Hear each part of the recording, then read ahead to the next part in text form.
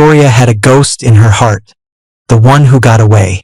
In our 4th year of marriage, she took in a boy who looked just like him. And I was the last person in the world to find out. That day, the boy and I wore the exact same red suit. Victoria frowned at me. "Red doesn't suit you. Go change." I didn't change out of my new suit. Instead, I chose to change the wife who didn't like me in red. The moment he saw me in the same outfit, the boy by Victoria's side pouted. She turned and whispered something in his ear. The young man, Ethan, obediently turned and walked away. Then, Victoria made her way through the sea of glitz and glamour and stopped in front of me. She looked at me, her brow slightly furrowed. "Red doesn't suit you. Go change." After she said it, the whole table went quiet. But one by one, they couldn't help sneaking glances at me. Just as the air was about to freeze, someone snickered. Hilarious. A cheap imitation. I lifted my eyes to the speaker.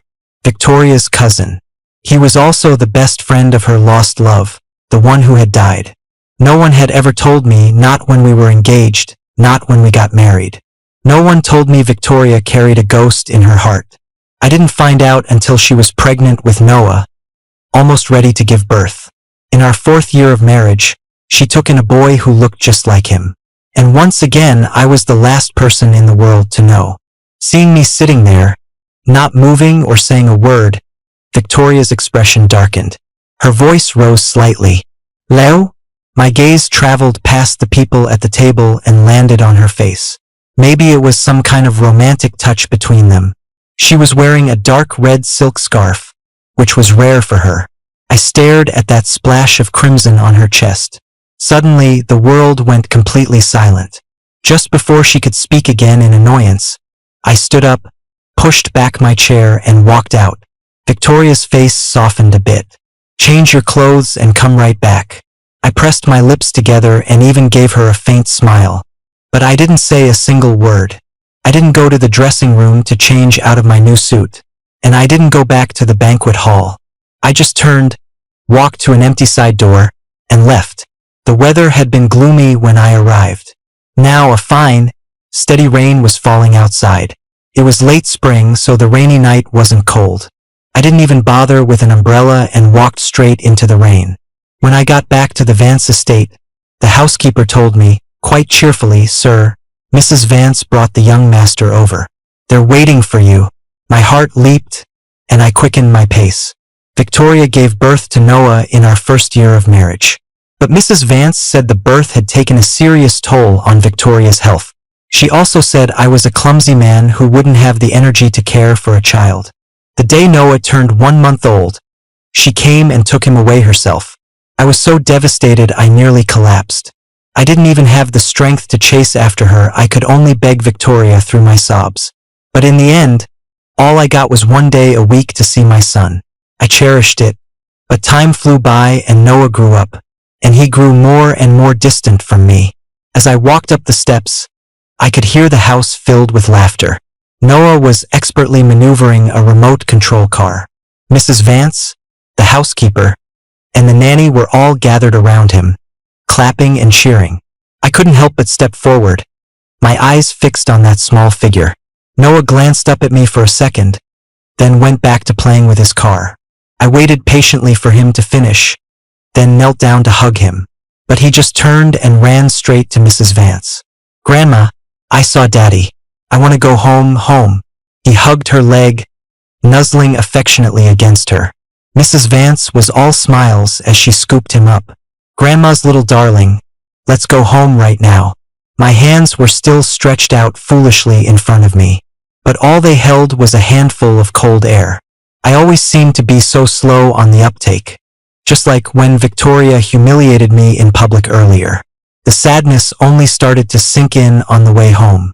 It wasn't until long after Mrs. Vance had left with Noah that I finally crouched on the floor and began to cry silently. It felt like there was nothing and no one left for me here. Late that night, I went upstairs and packed a few things. All my documents and some personal items had to go. I didn't touch anything else. As I crossed the courtyard, I saw the grove of crabapple trees through the misty rain. I had planted those flowers myself the year Victoria and I were married. I loved them, but I only paused for 2 minutes. Then I walked away without a single backward glance.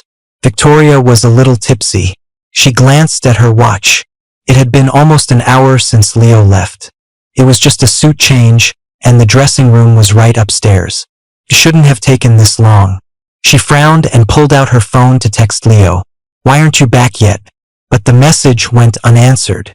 Just then, Victoria's assistant approached. She bent down and whispered respectfully, "The driver said that Sir already went home."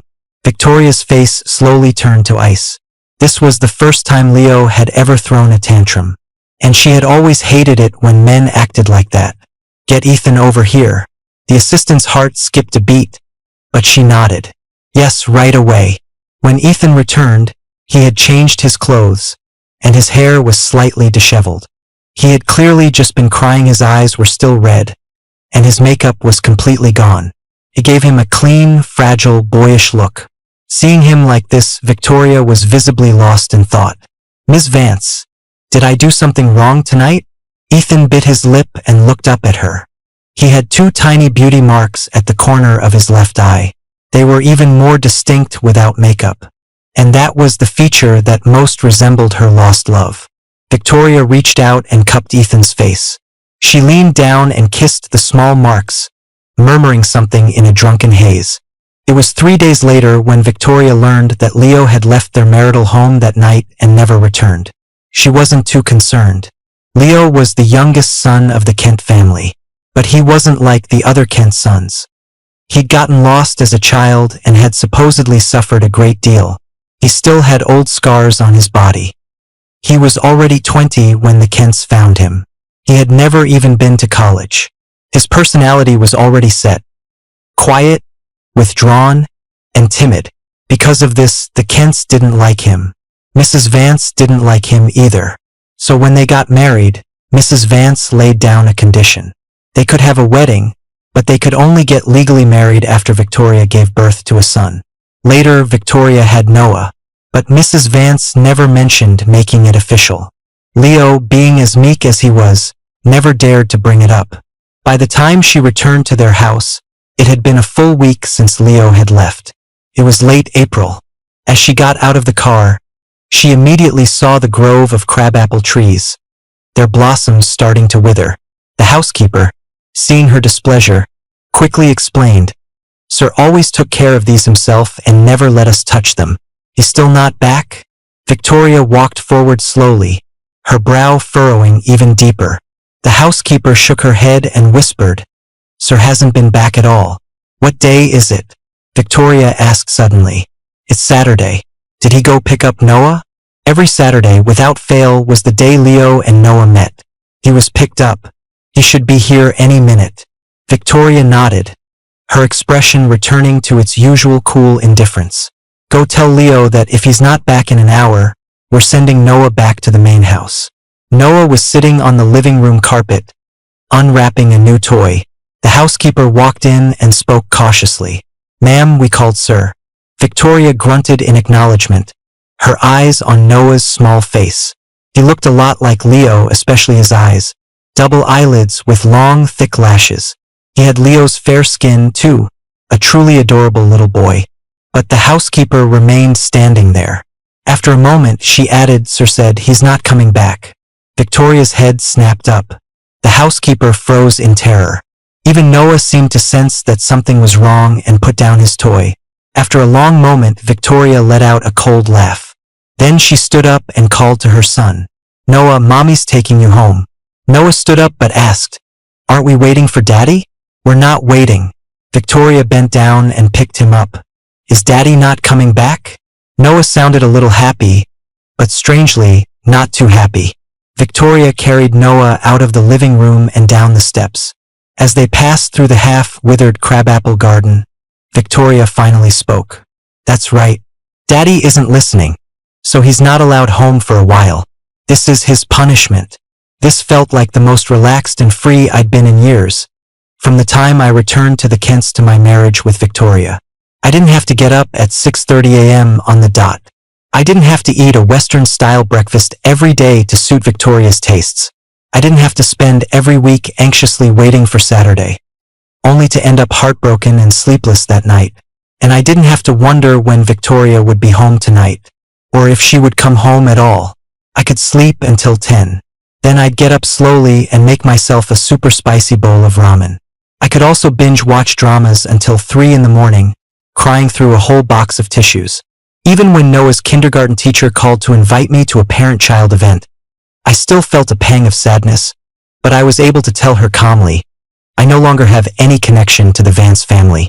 Please don't contact me about Noah Vance's affairs anymore. Thank you. After hanging up, I looked at the call log. The Vance housekeeper had called like clockwork every Saturday. I frowned slightly. Tomorrow was Saturday again. At 9 a.m., instead of waiting for the housekeeper to call, I called them myself. Sir? Ma'am, it's Sir on the phone. The housekeeper's voice was excited and happy. Victoria felt a slight tremor in her chest. But when she spoke, her voice was still cold. Tell him Noah isn't coming over today. The housekeeper paused for a second but did as she was told. A moment later, she returned. Sir is asking if it's convenient for you to talk. Victoria set down the newspaper she was reading. She looked down, slowly and deliberately folding the cuffs of her shirt. Only then did she hold out her hand. Give it to me. When she took the phone, she heard the faint sound of his breathing. It was so far away, yet so close, like it was gently tickling her heart.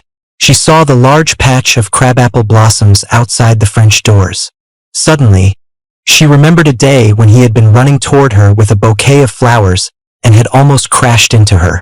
That was after they were married, a rare glimpse of his playful side. Victoria thought to herself, since he's the one backing down, I'll give him an out. Leo, have you learned your lesson? The breathing on the other end seemed to stop for a second. Then his soft, gentle voice came through. Victoria, we never legally registered our marriage 4 years ago. I know. She curled her lip dismissively. So, after all this drama, what he wanted was to make their marriage official. It was bound to happen sooner or later anyway. To her, it was just a formality. So, if we separate now, we don't have to go through a messy divorce. The smile on Victoria's lips vanished instantly. What did you say? Her fingers tightened around the phone. Don't have the housekeeper call me on Saturdays anymore. I'm not coming back. I've also made things very clear with Noah's teacher at the kindergarten. Leo, what are you trying to say? Victoria, I won't take any of your assets, but the 1.2 million and all the gold you gave me when we married, I won't be returning those either. Consider it compensation for the last 4 years. Victoria had lived for nearly 30 years and had never felt such rage. But at the peak of her anger, her voice became surprisingly gentle. Have you thought this through? I have. There was not a hint of hesitation in his voice. Victoria hung up.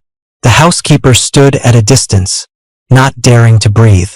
Just a moment ago, Ms. Vance had looked like she was smiling. They had all breathed a sigh of relief. The atmosphere in the house had been growing stranger and more oppressive by the day. But now, after Victoria ended the call, her face was terrifyingly cold. Take the phone. Victoria stood up and called the housekeeper over. She took 2 steps toward the door and saw the patch of crabapple trees. She felt even more suffocated. She turned and ordered the housekeeper, redo the master bedroom upstairs. Clear out all of Leo's things. I don't want to see them. The housekeeper was stunned for a moment but quickly nodded in agreement. Victoria strode out of the house. Her phone vibrated. A call was coming in. She glanced at the screen. It was Ethan. But she had no interest in answering. Fake was a fake. Ethan couldn't compare to Arthur. He couldn't even compare to Leo. That night, she really shouldn't have embarrassed Leo. He was angry and hurt, and he didn't want to come back. If he wanted to throw a fit, let him. With his personality, once he got knocked around a bit and saw how tough it was out there, he'd come running back home. But it was as if Leo had simply vanished. After that phone call, there was no more news from him. Once, Noah wasn't feeling well. Mrs. Vance brought him over, hoping Leo could give him a therapeutic massage. Noah had been frail since birth, and Leo had taught himself a lot about pediatric care. But when the housekeeper called his number, it was disconnected. Mrs. Vance was furious. I've never seen such a heartless father in my life. If he doesn't come back today, then he can stay away forever. The Vance family will be just fine with or without him. Mrs. Vance left with Noah in a huff. Victoria sat on the sofa for a long time without saying a word. As dusk fell, she told the driver to prepare the car. We're going to the Kents. The Kent family was quite surprised when the car pulled up. They respectfully invited her in. Seeing Victoria's grim expression, Mr. and Mrs. Kent exchanged a look. Did Leo do something wrong again? They asked cautiously. The couple wasn't particularly fond of the son they had struggled to find after so many years, especially since his son was almost 4, and he still hadn't gotten that marriage license. The thought alone was humiliating for the Kents. Victoria's hand, holding the teacup, paused. He hasn't been back these past few days? Mr. and Mrs. Kent were even more surprised. No. Victoria slowly set her cup down. He hadn't gone back to the Kents, and he had nowhere else to go in New York City. Where had Leo been all this time? Did you two have a fight? Mrs. Kent asked, her voice even more careful. Victoria was already on her feet. A small disagreement. Then it must be Leo's fault. Mr. Kent's face darkened. I'll call him and give him a piece of my mind. But Victoria stopped him. No need. We'll handle it ourselves. All right then. Couples fight, but they always make up. Mr. Kent escorted her out with a smile. As Victoria reached her car, she suddenly turned back. You have Leo's birth certificate, right? Mr. Kent was startled at first, then overjoyed. Yes, I have it right here. If you need it, Victoria, I'll go get it right now. But Victoria shook her head. You hold on to it for now. When I need it in a few days, I'll have Leo come get it himself. Of course, he can come get it any time.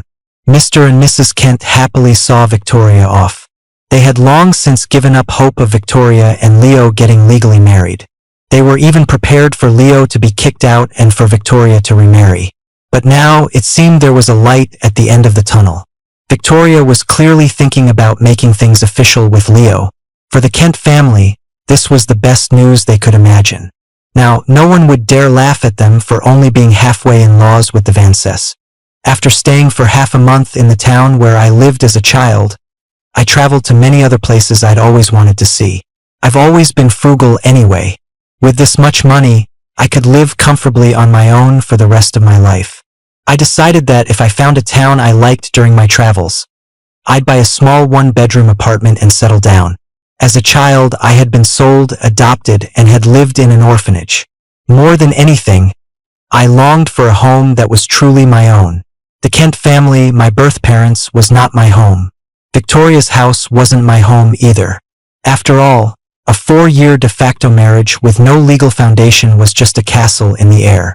Now that I had left, the only thing I couldn't let go of, aside from the flowers I had planted with my own hands, was Noah. But I also knew very well that the best place for Noah was with the Vance family. I'm different from other people. I've been accustomed to separation since I was a child. So while I was sad to leave, I didn't dwell on the pain for too long. Besides, with me gone, everyone was happy. Victoria could marry someone she actually liked, even though I never officially held the title of Mr. Vance. In the end, I returned to the small county where I had lived for a few years as a child. The housing prices in that town, called Havenwood, were very low. I had originally planned to buy a small apartment, but I ended up buying a small house with a yard. The people there were incredibly kind and simple. The most peaceful and happiest time of my life was spent there. It was just a shame that the old couple who had taken me in for a few years had already passed away. While handling the property transfer, however, I ran into the older girl who used to play with me when I was little. When she saw me, Chloe was thrilled. AJ, is that you? When I was adopted, my name was changed to AJ Lee. I was just as surprised to see Chloe. I never would have imagined that the little house I bought was her family's home. Chloe, long time no see. I looked at her, and all the warm memories from long ago came rushing back like a tidal wave. I couldn't stop my eyes from turning red. Aren't you married? Chloe wanted to wipe my tears like she did when we were kids, but she raised her hand and then stopped. Where are your wife and child? Aren't they with you? How have you been all these years? I heard your birth parents found you. Are they good to you? I just shook my head. I couldn't speak. All I wanted was to have a good, long cry.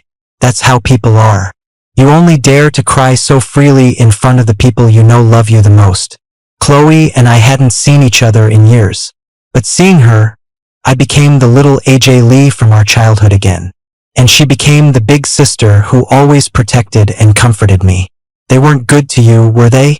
Chloe's eyes were a little red. I guess not. If they were, you wouldn't have come all the way out here to buy a house by yourself. This place is hundreds of miles from New York City. AJ, how much have you been hurt? Chloe. I tugged on her sleeve, my eyes swollen from crying, but a smile touched my lips. I saw the neighbors drying a lot of herbs. Could you make me that noodle soup you used to make when we were little? Chloe looked at me for a long moment. Then, just like when we were kids, she ruffled my hair and smiled. Of course, I'll make it for you. Victoria met with Ethan one last time. At the banquet that night, Ethan had been triumphant, like a flower in full bloom. Now he was noticeably haggard. Don't call me anymore. We shouldn't see each other again. The house and the car will be transferred to your name. Victoria looked at him. His long hair fell to his shoulders, and his face was bare, giving him a very pitiful look. He looked so much like Arthur. But for some reason, her heart felt nothing. I won't be coming back here. With that, Victoria turned to leave. Ethan couldn't help but cry out, Miss Vance, I don't understand. Everything was fine between us. You said you liked me. I never liked you. But you told me to stay with you forever. I have a husband. But you don't love him, do you? Victoria looked down at the wedding ring on her finger. Didn't she love him? If she truly didn't love him at all, there were a million ways to break their engagement. But the first time she saw him at the Kent's house, she had felt a sense of pity for him. It was just that Leo was too timid, too quiet. Most of the time he was like a shadow, barely there. You could hardly feel his presence. But in the months he'd been gone, Victoria felt off. She had tried going out with friends, partying, looking for new distractions. She had even met men who looked more like her lost love than Ethan did. But she felt no spark. She rarely even thought about her lost love anymore. Instead, she often found herself thinking of Leo. They had been married for 4 years. But when they were alone, Leo would still be too shy to look at her. When he smiled, he had 2 small dimples at the corners of his mouth. Like Noah, he had very fair skin and was very handsome. Now, thinking back quietly, Victoria realized something.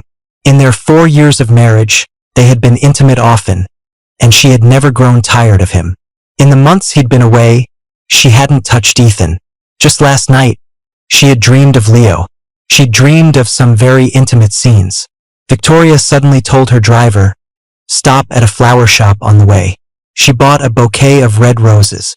That evening, she went out again and bought a red suit. Leo actually looked very handsome in red. It made his skin look as white as snow, making him look striking and brilliant. She decided to take a step back, to bring him flowers and a suit, and take him home. And so I settled down. After graduating from college, Chloe started a business with a classmate. Her company was in the city, and her daily life was very busy. But every weekend, she would come back to Havenwood to be with me. The neighbor, a kind auntie, often teased me lovingly. AJ, I think Chloe really likes you. The other day you were watering the flowers in the yard, and she was standing there pouring tea, and she didn't even notice the cup was overflowing. From across the fence, the auntie's face crinkled into a smile. AJ, look, your big sister Chloe is almost 30 and doesn't have a husband. Why don't you just marry her? You two used to play house all the time as kids, and Chloe was always your bride. My little rascal was so jealous. Chloe was very good to me, even better than when we were kids. Although I can be slow on the uptake, I had been married once before. How could I not sense those feelings? Auntie, I don't know how to do anything. I never went to college and I don't have any skills. Chloe is so accomplished. Her future husband must be an outstanding man, too. I smiled, thinking of how Victoria never took me to important events. Thinking of how the Vance family never accepted me. Thinking of how I wasn't even qualified to raise my own child. If I had grown up with my birth parents, gotten a good education, and become confident and capable, maybe that marriage wouldn't have failed so miserably. A person like me is probably better off living alone. Who says? Chloe's voice suddenly came from outside the fence. The sun was setting, and she was wearing a white dress. She stood tall and graceful, elegant and gentle. The quiet, skinny girl from our childhood had grown up. Now she had gentle but strong shoulders, capable of sheltering the people she cared about from the wind and rain. AJ, you're a wonderful person. Don't sell yourself short. Am I? I looked at Chloe, bewildered. If I'm so wonderful, why don't my family, my wife, and my child like me? Of course. Chloe pushed open the gate and walked into the yard. Everyone has a purpose for being here. If they didn't see it, that's their loss.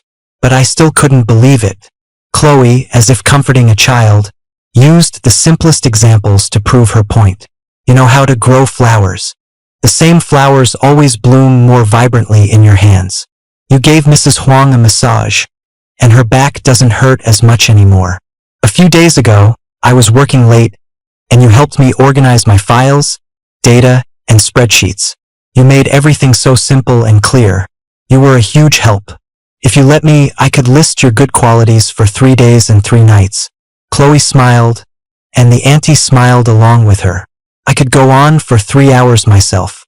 It was as if the dark clouds over my heart were simply pushed away. That night, for the first time, I told Chloe about Victoria.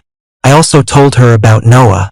Chloe was silent for a long time and didn't say anything. Later, she drove back to the city overnight. When I heard her car leave, I felt surprisingly calm. In my short 20-something years of life, I had experienced too many goodbyes. It was as if I had become numb. I finally drifted off to sleep as dawn was breaking. But I was soon awakened by the sound of a car. I got up, feeling groggy. I walked to the window and pulled back the curtains. I saw Chloe getting out of her car. She was holding something in her hand and quickly walked to my door. Her voice was low, careful not to wake the neighbors. I hurried to open the door. Chloe? Chloe stood there, her eyes still weary from the drive. But they were exceptionally bright. I went back to get my birth certificate. If you're willing, and if you don't mind that I'm a few years older than you, let's go get married today. Get married? Yes, get married. Chloe's voice was incredibly serious. Once we're married, you'll have a home. The word home was perhaps 100 times more alluring to me than to most people. That's why something Victoria saw as a mere formality was so incredibly important to me. But a child who has been a guest in others' homes and constantly displaced learns to read people's expressions first. So I never once brought up the topic of getting legally married with her. It's ridiculous, isn't it? A person as humble as me still didn't want to accept a handout. AJ, I was too young back then. I couldn't keep you at home. Later, when I went to college in New York, I asked around for news about you everywhere. And then, when I heard your family had found you, I was so happy for you. Your birth parents are very wealthy, so I thought they would surely cherish their precious son whom they'd found after so long. I was just a poor student back then, so I didn't want to bother you. Chloe's eyes were filled with deep pain and regret. If I had known they weren't good to you, I would have come and taken you away. My parents talked about you often, too. When Mom was passing, she even called out your name. They don't want you, they don't like you, but I want you. AJ, I wasn't planning on getting married. But then fate brought you back to me. Chloe's voice suddenly choked up. I don't want to lose you again this time. I didn't know when the tears had started to fall silently down my face. I was kidnapped and sold as a child. My adoptive mother later had her own son and didn't want to keep me anymore. I was often beaten, left in the cold, and forced to do endless chores. It was Chloe's parents who took pity on me and raised me for a few years. Later, my adoptive mother forcibly took me back and sold me to someone else. I was beaten frequently in that home, so I ran away. I went to foster homes and orphanages and was briefly adopted a few times. The days of displacement seemed like they would never end. I had actually thought about coming back to Chloe's family, but I was afraid my adoptive mother would catch me and sell me again. So I never dared to come back. I never knew Chloe had been looking for me. I never knew her mom had been thinking of me when she passed away. And I never imagined that Chloe and I would meet again like this. Perhaps this was true fate. And everything in the past with the Kents and the Vances was just another trial I had to endure to get here. My eyes were red, but I looked at Chloe and shook my head with a smile. Chloe, I can't get married to you today. AJ. I saw the light in Chloe's eyes begin to shatter. It hurt me deeply. I gently took her hand. My birth certificate is still with the Kents. It'll take a whole day to go get it and come back. I never expected that getting my birth certificate from the Kents would be so easy. I also never expected my parents to be so kind and loving toward me. But while I had once craved all of this, it now felt insignificant. When I left with the document, they smiled and told me, "Bring Victoria home for dinner after you two make it official." I knew they had misunderstood, but I didn't explain. Why complicate things? Knowing them, they'd probably have a fit if they knew I was marrying a woman who wasn't worth even 1% of Victoria's fortune. After leaving the Kent's house, I took a taxi straight to the airport. On the way there, I got a call from Chloe. "AJ, I can't wait. I just landed in New York. Wait for me. We'll get married right here in the city." I couldn't help but smile. "Okay, I'll wait for you." After hanging up, I quickly told the driver, "Sir, I'm not going to the airport anymore. I need to go to City Hall now. Please hurry." The day after Chloe and I got married, she took me shopping for a lot of things. A watch, cufflinks, clothes, and 2 designer briefcases. I didn't really care for these things, but Chloe said that what other people had, I had to have too. Chloe then took me back to pay respects to her parents. After that, we had a banquet for our relatives back in our hometown. She wanted to have a proper wedding ceremony back in the city. She specifically bought a red suit for me to wear at the banquet. When I tried it on, I walked out into the yard, nervously adjusting the hem. It was a perfect spring day. At dusk, the crabapple blossoms were still awake. Looking at Chloe, for some reason, I thought of what Victoria had said that day. "I don't think red looks very good on me.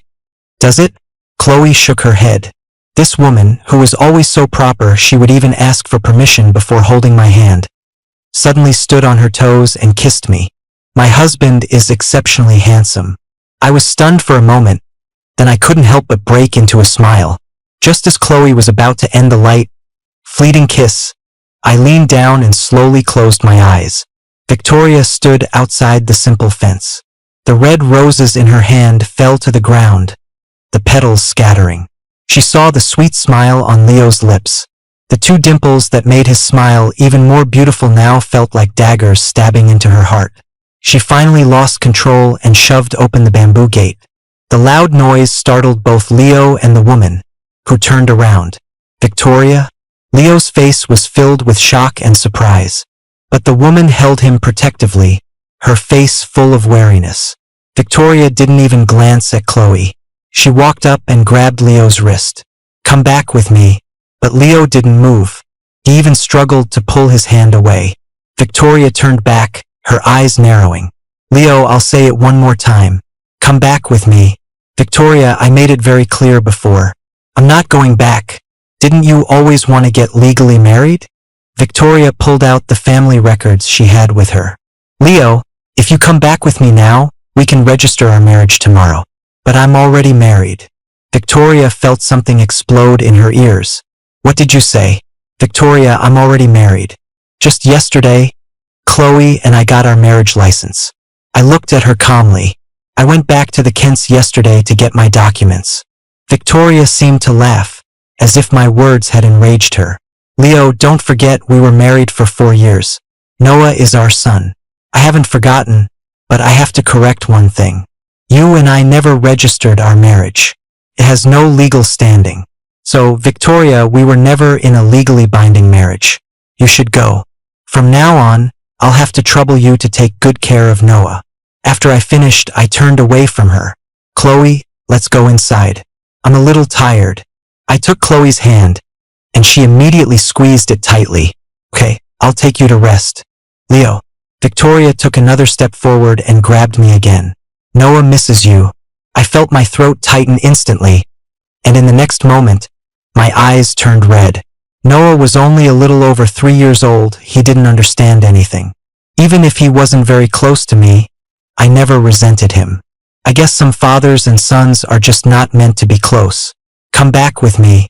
I'll have someone bring Noah over, and from now on, the three of us can be a family. My heart ached with a desire to cry. The irony was suffocating. So she knew everything. She knew I missed Noah, knew I dreamed of being reunited with my son. But she had just stood by and watched as Mrs. Vance took Noah away. She had refused to grant me that one wish. And now that I wanted nothing, now that I was leaving, she wanted to bring Noah back. So Noah could have been brought back all along. So some filial duties didn't need to be observed after all. Victoria, I don't need that anymore. I forcefully pulled my hand away again. I don't need a family of 3. If Noah misses me, he can come visit me. And if you allow it, I will come back to see him regularly. Leo, Noah is your own son. Aren't you afraid that if I remarry, my new husband will mistreat him? I had never seen Victoria look like this. Even when she was angry in the past, she was composed. But now, her eyes were blazing, and her beautiful face looked almost contorted. When Noah was born, she used him to threaten me. Now that I was leaving, she was using the same tactic. But I was no longer afraid of losing anything. Chloe taught me that I am Leo first, and then a husband or a father. I spent those years in a daze, having completely lost myself. It wasn't entirely other people's fault that they looked down on me and didn't care about me. So now I had to be myself first. I would do anything to protect Noah, but he is your flesh and blood too. He was raised by Mrs. Vance since he was a month old. She has doted on him for over 3 years, so I doubt she would let him be mistreated. Besides, if that day ever comes, I took a deep breath, Victoria. I will take you to court for his custody. So you're determined to be with her? I nodded. Yes. All because of a red suit? Victoria sneered. Leo, in the 4 years we were together, how much of what I gave you can she ever give you? It's not just about a red suit. I looked up at Chloe. Her eyes held anger and indignation. But even more, they held pain and guilt. Victoria, you can like many people. But in my wife's heart and eyes, there is only me. I've already broken things off with Ethan. And that ghost from your past, I've long let him go. Leo, no matter what, we were husband and wife for 4 years. I'm not without feelings for you. Victoria's brow was deeply furrowed. It was clear she was reluctant to talk about these things. She was reluctant to admit that she now had feelings for me, as if falling for someone like me was a gift from a superior to a subordinate, a gift that couldn't quite be brought into the light. But I no longer hoped for the scraps of affection she might deign to give me. In the deepening twilight, the crabapple blossoms I had planted with my own hands were still beautiful, even more beautiful than the ones in the Vance family's garden. Victoria said she had let go, and so had I. For years had worn away all the love I felt at first sight. Now I was going to live the stable life of an ordinary person. Victoria, I used to love you, but now it's all gone. You should go back, and please don't look for me again. You should find a husband whose knowledge and experience can match yours. Someone you can be proud of. Not someone like me who only knows how to tend to flowers and plants. I'm sorry for wasting 4 years of your life, Victoria. I stood in the night breeze and looked at Victoria one last time. Back then, when she didn't break off our engagement and married me, I was truly grateful. Because at that time, every single second at the Kent's house felt like torture. Victoria took me away from the Kents and gave me a temporary home. For me at that time, it was a kind of salvation. After all, if she had broken the engagement, the Kents might have sold me off like a commodity to any woman. And for someone like me who had been sold several times as a child, that would have been a nightmare. So even now, I still hope she can live a good life. And I don't wish to become mortal enemies with Noah's mother. If we can part peacefully, then I suppose it's a happy ending for everyone. Victoria's perspective. Leo and Chloe's wedding was quite grand. Considering Chloe's financial situation at the time, the budget was very high. But she was willing, and others would naturally only praise her deep affection. Leo cried at the wedding quite hard. He hadn't even cried that hard when he married me. He said, "My name is Leo Kent, but my life until now has been full of hardship. I am so grateful to my wife. Hearing those words at the time was quite jarring. In the 4 years he was married to me, I thought I hadn't treated him poorly. In my circle, keeping lovers and boy toys was commonplace. Which socialite hasn't had a stable of boy toys? But I only lost my mind and kept one, Ethan. And I got tired of him quickly. Other than that, I was faithful. I don't believe his wife, Chloe, could truly remain devoted to one person. Women, with or without money, will seek pleasure, especially with money, so I secretly helped things along. Chloe's company grew bigger and bigger, and she earned more and more money. Naturally, the temptations would also increase. At that point, a person with Leo's personality would surely not tolerate it. If he and Chloe divorced and I went to him with Noah, perhaps he would come back to us. But in the blink of an eye, 10 years passed. Chloe never took a single wrong step. He and Chloe had a daughter. She looked exactly like him. I was terribly jealous. Noah grew up and looked more and more like me. Although everyone in the Vance family is very good looking like a lonely person like me isn't a good thing. His relationship with Noah, however, got better and better. They are father and son after all. How could there be some irreconcilable hatred like in a novel? Sometimes Noah would go stay with him for a few days. Leo would naturally have him look after his little sister. Their sibling relationship was also perfect. Sometimes Leo would come to our house to see Noah. While father and son talked, I would mindlessly tend to the flowers outside. Every time I wanted to offer him a ride home, but Chloe would always come to pick him up personally. She guarded against me like I was a monster, but this wasn't so bad. With me as a cautionary tale, Chloe wouldn't make the same common mistakes. And so, Leo's life, for the rest of his days, would naturally be nothing but sweet.